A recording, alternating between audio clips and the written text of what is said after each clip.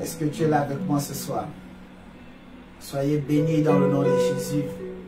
Que Dieu vous remplisse davantage. Qu'il fasse de vous des sujets de joie. Alléluia. Que Dieu vous donne les codes ce soir afin de pouvoir vaincre l'orgueil qui se cache à l'intérieur de vous. Bien-aimés, l'orgueil désigne un péché capital.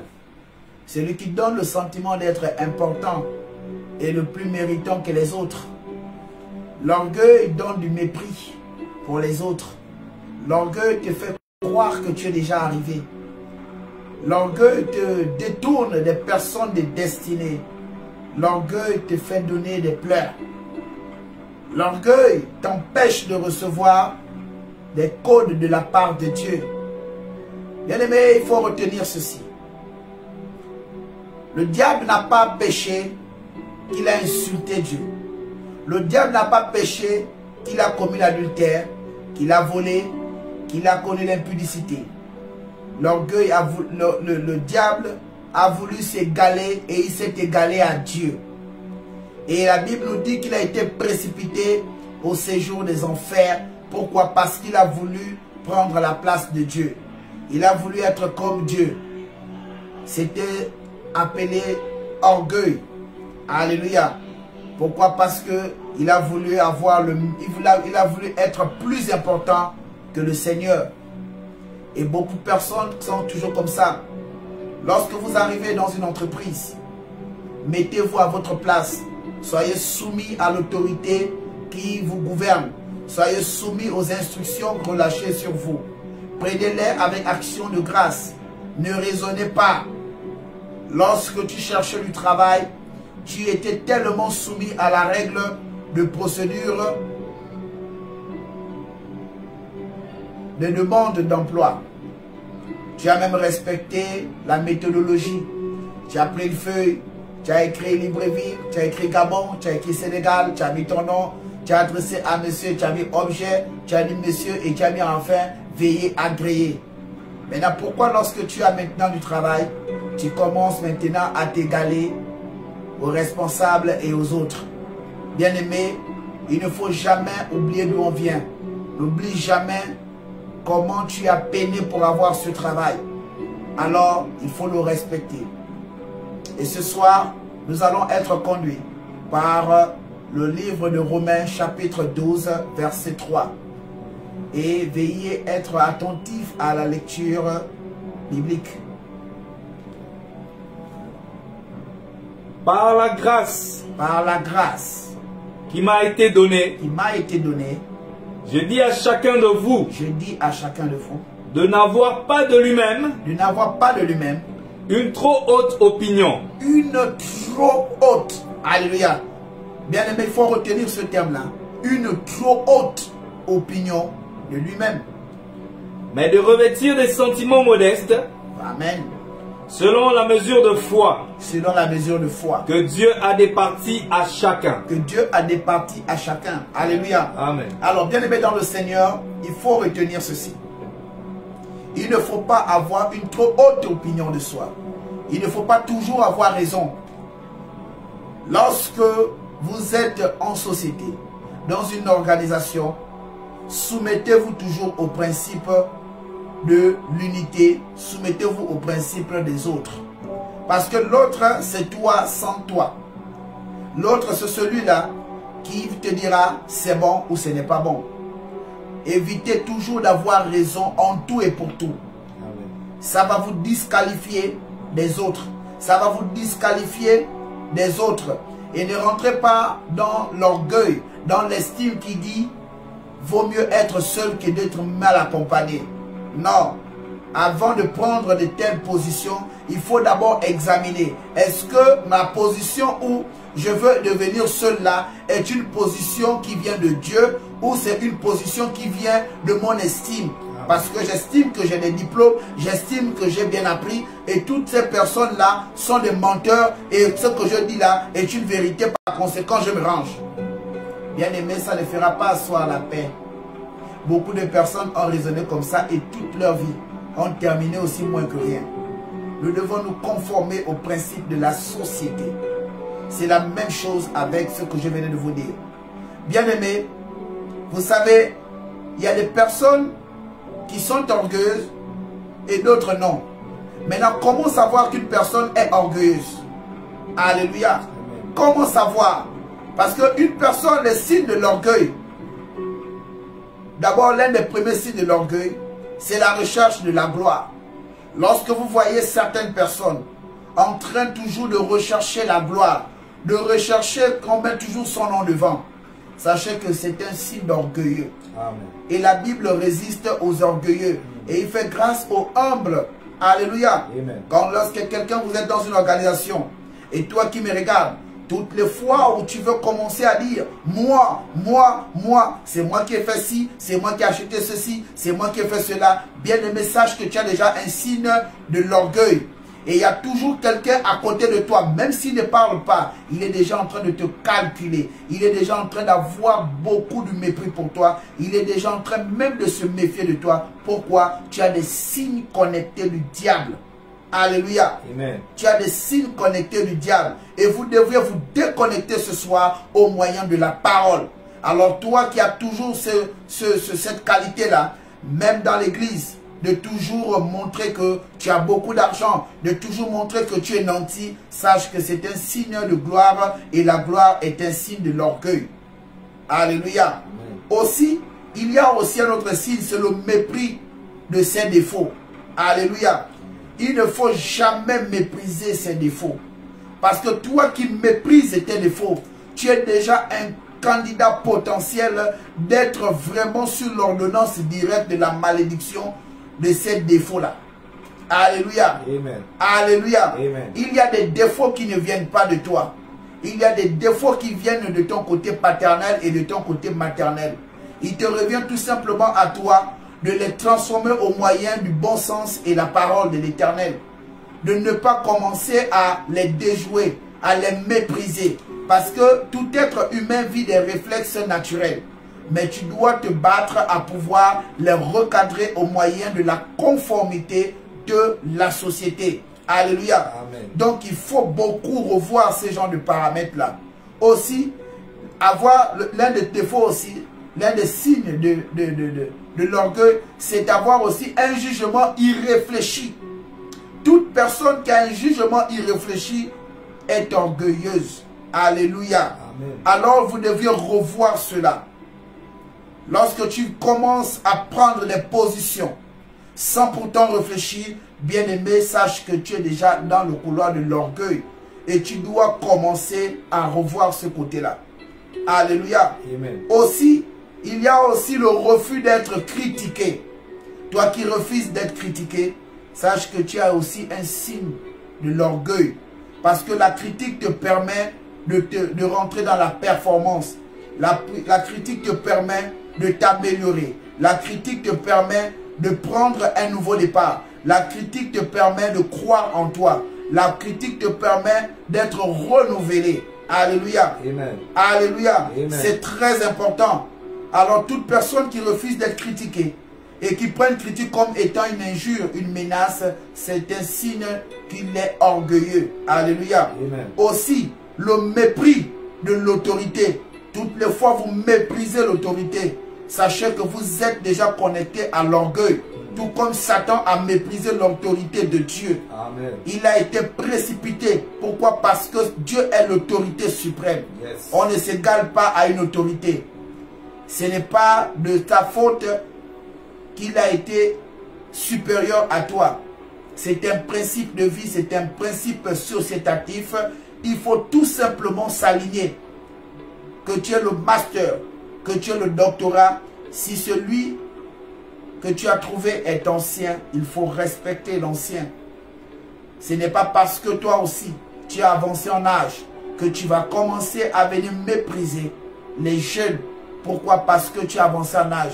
C'est un signe d'orgueil. Il faut accepter de se faire commander lorsqu'on ne répond pas aux critères. Il faut accepter avec action de grâce. Et l'acceptation de cela fera rentrer le plus petit à être humble vis-à-vis de toi. Amen. Alléluia. Yes. Il y a même des enfants, il y a des plus jeunes qui sont tellement intelligents, qui travaillent dans des entreprises avec des gros diplômes, mais refusent d'être appelés chefs. Pourquoi? Parce que l'ancien est respectueux. Alléluia. Donc il faut être soumis à l'autorité du respect établie par Dieu, établie par la société. Est-ce que tu me suis ce soir? Amen. Est-ce que tu me suis ce soir? Amen. Aussi, il faut éviter, l'un des signes aussi de l'orgueil, c'est de reconnaître aussi ses erreurs. Les gens qui ne reconnaissent jamais leurs erreurs là, sachez que vous êtes des potentiels orgueilleux et je vous annonce que Dieu résiste à ce genre de personnes. Amen. Il faut rester dans le couloir de l'honnêteté, dans le couloir de l'humilité. Nous disons bien ça, l'humilité. Il y a aussi un autre signe d'orgueil, c'est aussi l'attribution des dons de soi-même. C'est-à-dire que tu n'as pas tel don, tu n'as pas tel ci, tu n'as pas fait telle classe, mais c'est toi qui passes ton temps en train de te vanter. Je suis ci, je suis ça, je suis ceci, j'ai tel don, je suis tel homme, je suis comme ça, je suis un homme spirituel. Bien-aimé, ce sont des canons d'orgueil. Un homme de Dieu, un homme spirituel, c'est un homme qui se laisse découvrir au moyen des œuvres et des actes qu'il pose pour Dieu. Tu n'as pas besoin de dire, c'est moi qui ai prié pour toi. Tu n'as pas besoin de dire, j'ai une onction supérieure. Tu n'as pas besoin de dire, je suis T, je suis X, je suis Y. Tu n'as pas besoin de le dire. Les signes ou l'onction que tu dégages doit impacter les personnes qui sont autour de toi à pouvoir reconnaître l'autorité et de s'aligner. Tout simplement. Yes. Mais lorsque tu commences à vanter ça comme ça, sache que c'est un signe aussi que tu es orgueilleux. Que tu le veuilles, que tu ne le veuilles pas, tu as besoin de la délivrance.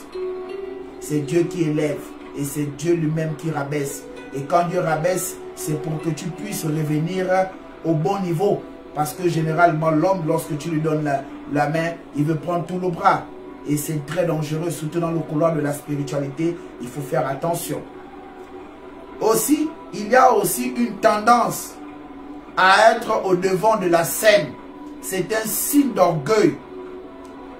Ce n'est pas toi qui as été désigné pour faire peut-être l'exhortation. Ce n'est pas toi qui as été désigné pour parler au nom de la famille. Mais comme tu estimes que tu es l'oncle côté paternel, tu estimes que tu es l'oncle côté maternel, tu dois parler, c'est un signe d'orgueil. Et généralement, la loi de la simplicité va t'humilier. Et il y a des erreurs que tu vas commettre lors de la cérémonie ou du service, tout simplement parce que tu as voulu te prévaloir. Alléluia. Amen. Donc, il faut vraiment revoir ce genre de code-là parce que ça ne nourrit pas. Ça ne nourrit pas l'être humain. Aussi, l'arrogance des actes est un signe d'orgueil. Lorsque tu es arrogant, lorsque tu poses des actes, arrogance, bien aimé dans le Seigneur, c'est un signe d'orgueil. Vous devriez commencer à être brisé et cassé par la parole de Dieu. Alléluia. C'est pourquoi la Bible dit dans le livre de Proverbes, chapitre 16, verset 18, la Bible dit que l'arrogance précède la ruine et l'orgueil la chute. Alléluia. L'arrogance précède la ruine. Lorsque tu es une personne arrogante, bien-aimé, sache que la ruine est déjà à côté de toi. Mais ça ne se limite pas seulement qu'à la ruine, l'orgueil aussi t'amène à la chute. Et vous devriez apprendre à vous ressaisir. Maintenant, comment guérir de l'orgueil? Bien-aimé, il faut revoir son comportement. Il faut revoir son caractère. Pour guérir de l'orgueil, il faut revoir son caractère. Il faut apprendre à accepter les autres tels qu'ils sont. Ce que tu ne veux pas qu'on te fasse, c'est ce qu'il faut accepter des autres. C'est la première thérapie pour être guéri de l'orgueil. Alléluia. C'est la première thérapie et je vous invite à pouvoir marcher comme ça.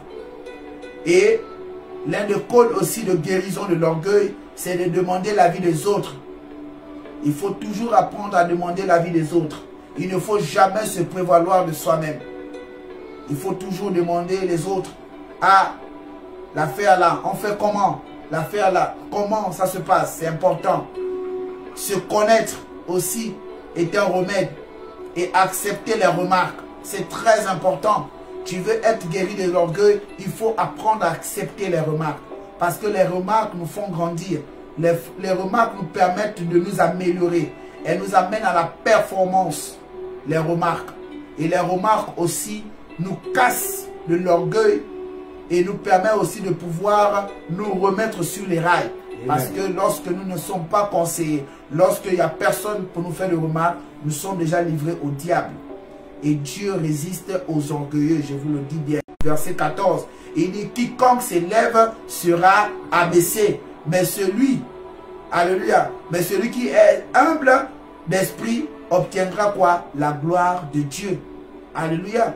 Il faut être humble, parce que plus tu es humble, tu vas obtenir quoi? La gloire de Dieu. L'humilité amène toujours la gloire, et pas une simple gloire, la gloire de Dieu. Et lorsque Dieu se glorifie en un être, tout ce qui était bloqué, tout ce qui était non dans ta vie va devenir oui. Pourquoi? Parce que Dieu est dans toi. Alléluia. Amen. Donc il faut suivre les consignes de l'Éternel. Bien-aimé, l'orgueil désigne un péché capital. Il désigne un péché capital. Je vous disais tout à l'heure que l'orgueil n'est ni musulman, l'orgueil n'est ni protestant, l'orgueil n'est ni éveillé. L'orgueil, c'est un péché. L'orgueil, c'est un sentiment d'être important et méprisant vis-à-vis des autres. Et je vous annonce que Dieu résiste à toute personne orgueilleuse. Mais qui introduit l'orgueil? C'est le caractère. Maintenant, pour briser le caractère, il faut être enseigné. Ce sont les enseignements qui permettent de mouler le caractère, qui permettent de tailler le caractère, les enseignements. Toi qui refuses d'être enseigné, toi qui refuses d'être conseillé, sache que tu es déjà un potentiel candidat pour les enfers. Et vous allez aller rejoindre votre maître, le diable. Alléluia. Amen. Mais la pensée de Dieu ce soir, c'est que tu vives longtemps et que tu n'ailles pas en enfer. Que tu sois restauré et sauvé. Alléluia. Amen. Bien-aimés dans le Seigneur, prenons-nous rapidement le livre de Ésaïe, chapitre 14, au verset 12. Alléluia. Ésaïe 14, au verset 12. Vous allez entendre ce que le Seigneur dit dans sa parole. Te voilà tombé du ciel. Alléluia. Voici la sanction du diable.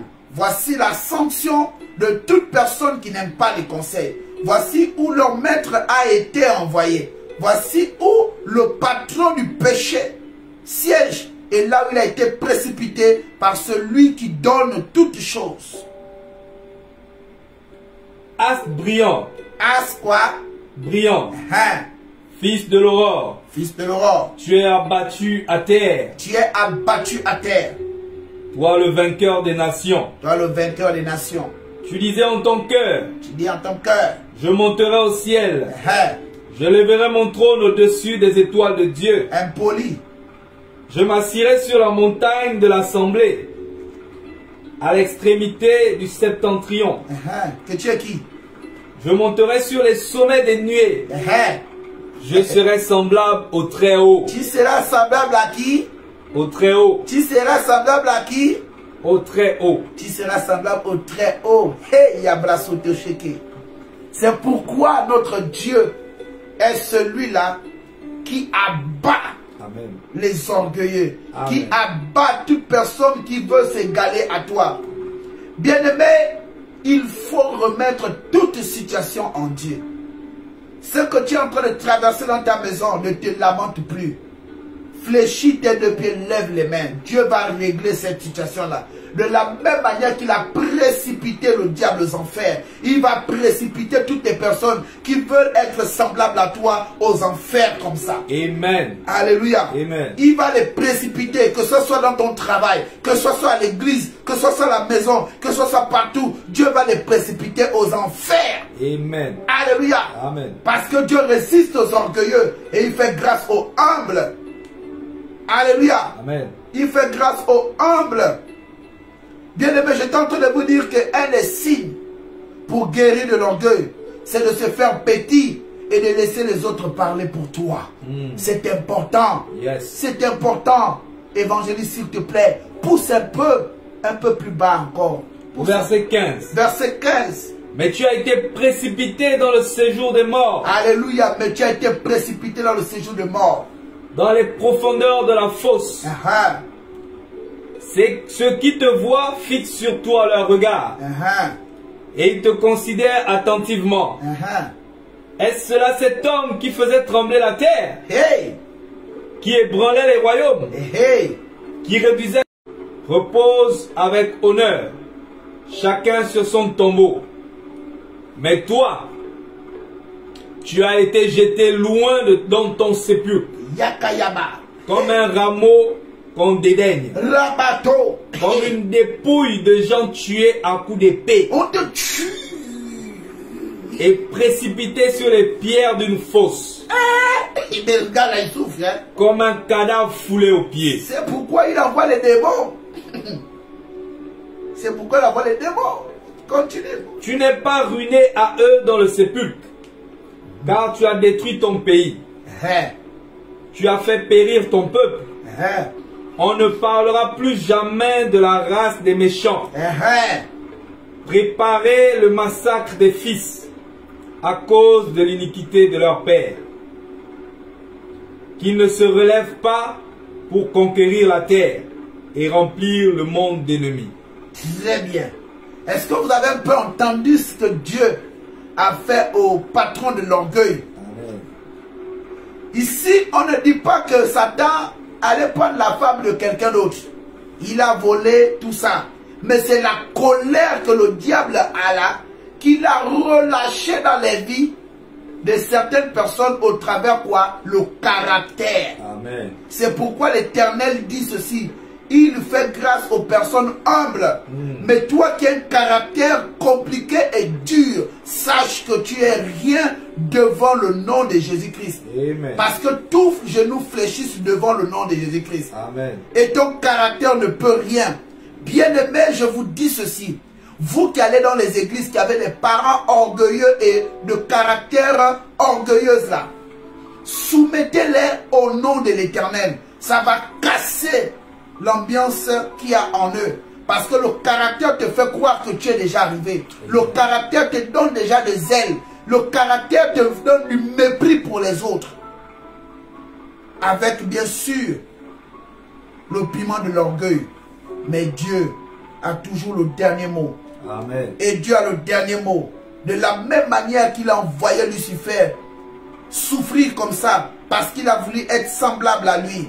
Bien-aimé, Dieu fera ça pour toutes les personnes qui veulent commencer à s'égaler vis-à-vis de toi. Amen. Mais ma prière pour toi qui est encore là-dedans, toi qui ne savais pas que l'orgueil était aussi le fait de rechercher la gloire, le mépris des défauts, le jugement irréfléchi, et le refus d'être critiqué, le mépris de l'autorité, le fait de ne jamais s'excuser, de ne jamais reconnaître ses erreurs, les attributions des dons sur soi-même, l'arrogance des autres, tout ça là, bien aimé. Toi qui ne savais pas que si tu as ces gens de signes là, il faut rentrer dans la repentance. Dieu veut te sauver. Mais si seulement tu résistes, il va te frapper. Dieu va te frapper et il va te frapper. Il va te frapper. Et je ne crois pas que tu vas obtenir la grâce de Dieu. Tu as encore le temps de te repentir ce soir. Je ne sais pas ce qui est gloire dans ta vie.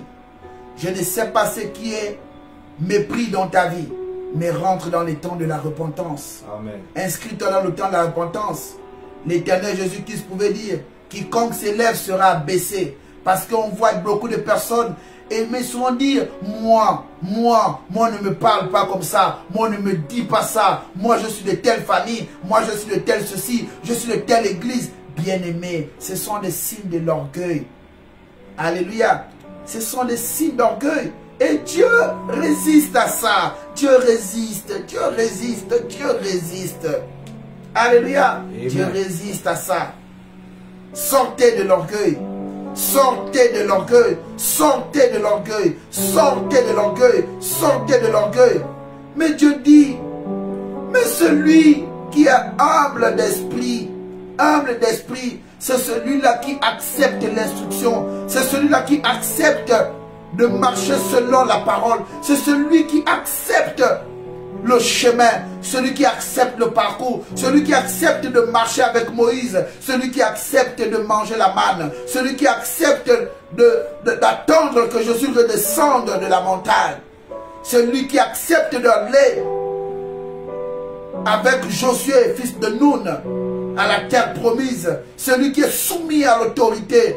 Bien-aimé, c'est celui-là qui va de Dieu. Tout ce que l'ennemi a commencé à fomenter comme plan contre toi. La gloire de Dieu, c'est de se retrouver dans le plan de Dieu. Et le plan de Dieu pour toi, c'est d'aller au ciel.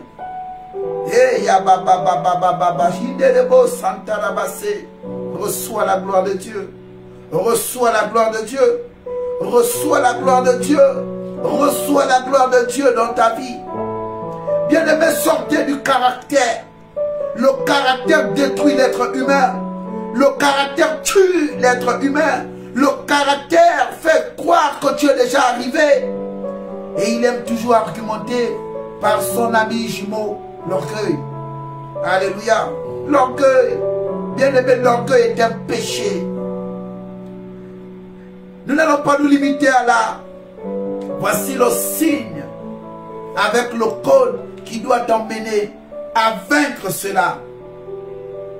Quand nous prenons rapidement Luc 10, 18 à 20, vous allez avoir aussi quelques codes.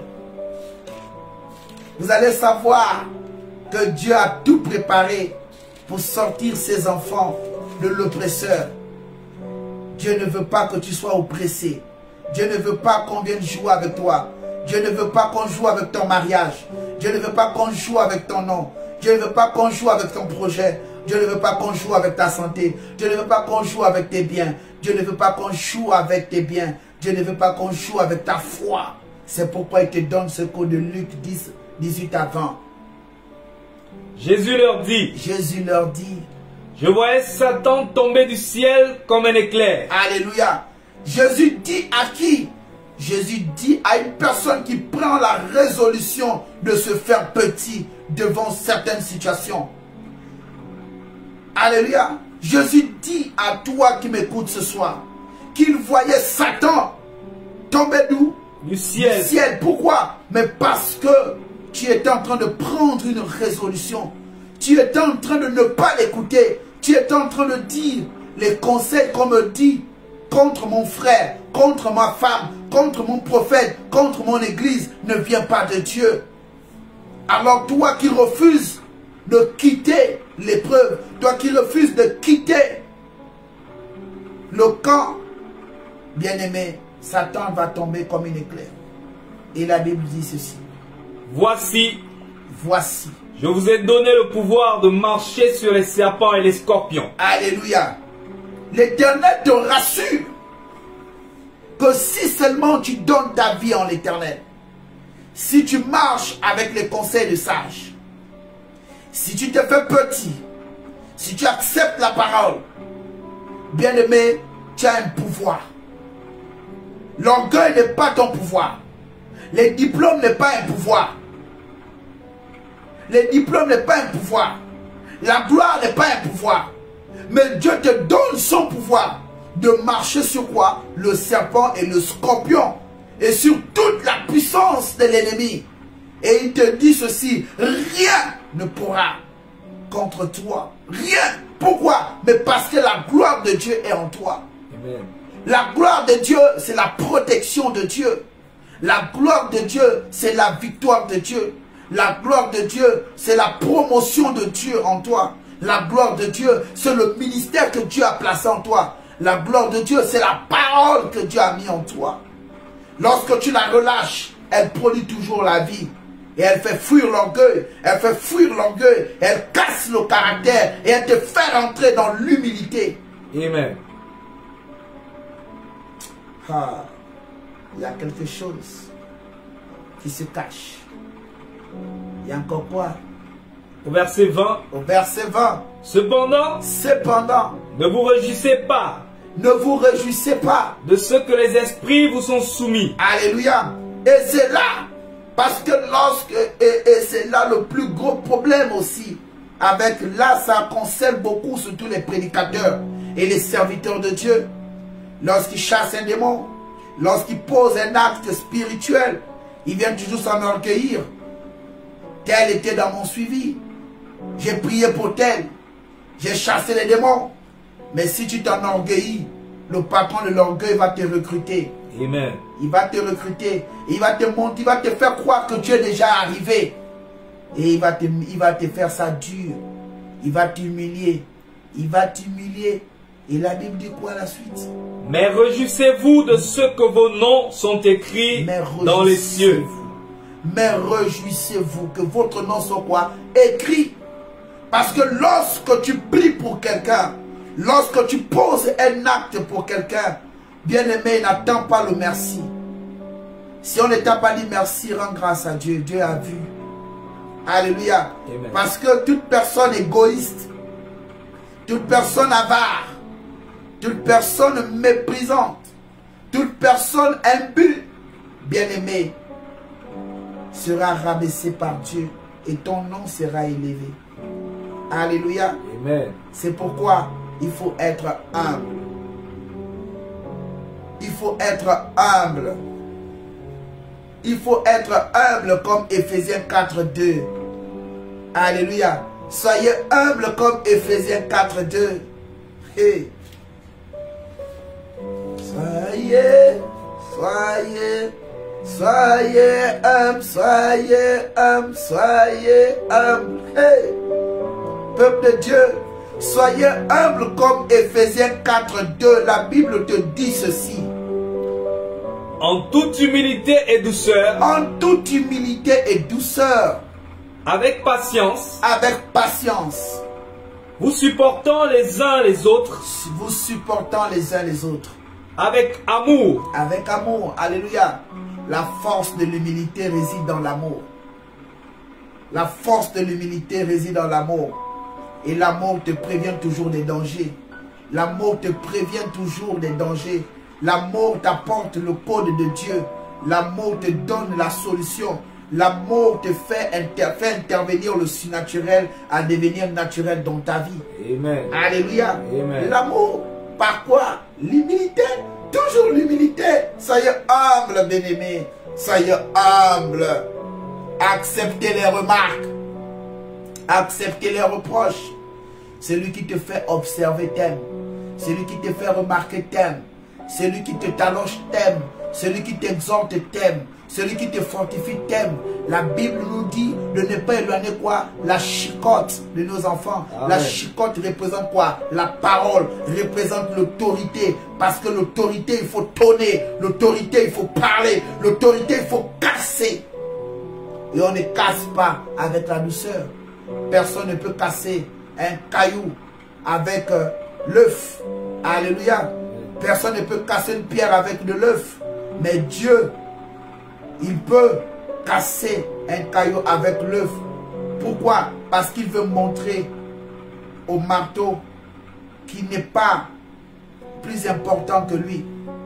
Il veut montrer à la masse qu'il n'est pas plus important que lui. Parce que notre Dieu, il va faire intervenir sa gloire. Dans quoi? Dans l'œuf. Alléluia. Amen. Bien-aimés, soyez comme Daniel 4, 28 à 37. Je vais terminer par là. Je voudrais vous donner le prototype. Pour vaincre l'orgueil, il faut être humble et il faut être brisé. Le brisement est une solution qui vous fait rapidement gagner le ciel. Le brisement te soumet à Dieu. C'est pourquoi l'Éternel Jésus-Christ pouvait dire, non pas comme je le veux, mais comme toi tu le veux. Et il n'a jamais dit, il n'a jamais parlé en son nom, il a toujours parlé au nom de son Père. Pour preuve, même la prière dans le livre de Matthieu 6,7, il a toujours dit, notre Père qui es aux cieux. Alléluia. Jésus n'a jamais parlé en son nom. Il a utilisé ce qu'on appelle l'attitude de l'humilité et le brisement. Il a été soumis, comme Daniel au chapitre 4, verset 28, te dit ceci. Toutes ces choses se sont accomplies sur la loi de Nebuchadnezzar. Daniel 4, verset 28. Daniel 4, verset 28 à 37. au bout de 12 mois, oui. Il se promenait dans le palais royal à Babylone. Le roi prit la parole et dit: n'est-ce pas ici Babylone la grande, que j'ai bâtie comme résidence royale pour la puissance de ma force, par la puissance de ma force et pour la gloire de ma magnificence? La parole était encore dans la bouche du roi qu'une voix descendit du ciel. Apprends, roi Nebuchadnezzar, qu'on va t'enlever le royaume. On te chassera du milieu des hommes. Tu auras ta demeure avec les bêtes des champs, et on te donnera comme aux bœufs de l'herbe à manger. Et 7 ans passeront sur toi, jusqu'à ce que tu saches que le Très-Haut domine sur le règne des hommes. Il donne du milieu des hommes. Il mangea de l'herbe comme les bœufs. Son corps fut trempé de la rosée du ciel, jusqu'à ce que ses cheveux crussent comme les plumes des aigles, et ses ongles comme ceux des oiseaux. Après le temps marqué, moi, Nebuchadnezzar, je levai les yeux vers le ciel, et la raison me revint.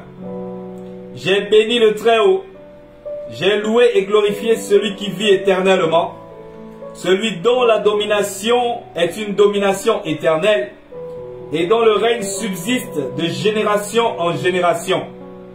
Tous les habitants de la terre ne sont à ses yeux que néant. Il agit comme il lui plaît, avec l'armée des cieux et avec les habitants de la terre. Et il n'y a personne qui résiste à sa main, et qui lui dise: que fais-tu? En ce temps, la raison me revint. Amen. La gloire de mon royaume, Alléluia. Ma magnificence et ma splendeur me furent rendues. Mes conseillers et mes grands me redemandèrent. Je fus rétabli dans mon royaume, et ma puissance ne fit que s'accroître. Alléluia. Amen. Est-ce que tu as suivi d'abord cette lecture? Bien aimé, cette lecture, elle est claire. Cassez le moi, cassez c'est moi qui ai fait ceci. Même dans vos familles, Dieu entend. Dieu c'est qui? Dieu c'est tout l'autre. Dieu c'est ton frère. Dieu c'est ton parent. Il est toujours à côté, il ne parle pas. Il est toujours là. Tu ne sais pas comment il pose les pieds au sol, comment il lève les mains. Et tu ne sais pas à qui tu t'adresses. Le roi Nebuchadnezzar, c'est le nom même des gens bizarres. Tu as vu? Il a parlé en termes de jeu. J'ai bâti, j'ai fait ceci, j'ai fait cela. Et ma gloire, j'ai fait ça. L'Éternel a agi. Quand Dieu a frappé, il s'est repenti et Dieu l'a ramené au trône. Amen. C'est pourquoi je vous disais ce soir, vous qui êtes encore dans ce couloir de choses qu'on venait de citer, il faut vous ressaisir. Que Dieu vous bénisse. Que Dieu vous assiste. Je vais prier pour vous. Le Dieu Tout-Puissant, le Dieu de la paix, le Dieu de la repentance, je prie dans le nom de l'Éternel, Seigneur, pour l'être humain, qu'il pense déjà qu'il est déjà égal à toi. Seigneur, nous venons te demander pardon. Nous demandons pardon, Seigneur, pour nos mauvaises pensées, pour nos excès de colère, nos excès de table, nos excès de jeu, nos excès de moi. Nous demandons pardon, Seigneur. Nous venons soumettre ces mots, Seigneur, entre tes mains. Seigneur, apporte-nous la lumière de l'humilité afin de contempler la Shekinah de ton nom. Tu es l'étendard. Seigneur, ton nom n'a pas de limite. Toi-même déjà, tu es limite parce que tu es l'alpha et l'oméga. Personne ne connaît demain si ce n'est toi, car voir demain est une grâce. Nous te bénissons, Seigneur, et nous plongeons le peuple à se ressaisir de toute forme d'orgueil, ne le sachant pas personnellement, mais qu'ils apprennent à se contenir et à marcher selon tes voies. Tu es Dieu, tu es Dieu, tu es Dieu, Seigneur. Ne nous abandonne pas dans l'abîme.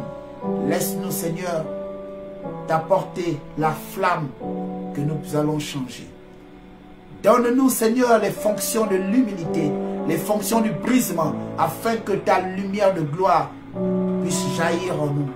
Sois béni, sois élevé. Et nous avons cette assurance dans ta parole, dans le livre de Éphésiens chapitre 4, verset 6, où tu nous dis clairement de ne pas nous inquiéter. Seigneur, nous venons soumettre nos problèmes, nous venons soumettre nos situations entre tes mains. Papa, considère nos cœurs, notre corps, ce que nous avons comme action de grâce, afin que la pluie de la victoire puisse mouiller tout endroit. Bénis le ministère prophétique de la repentance, rempli le prophète Nkero Omboso Giferiol, ambassadeur par la grâce de Dieu. Et que le peuple de Dieu soit béni, au nom du Père, du Fils et du Saint-Esprit. Nous disons tous Amen. Shalom.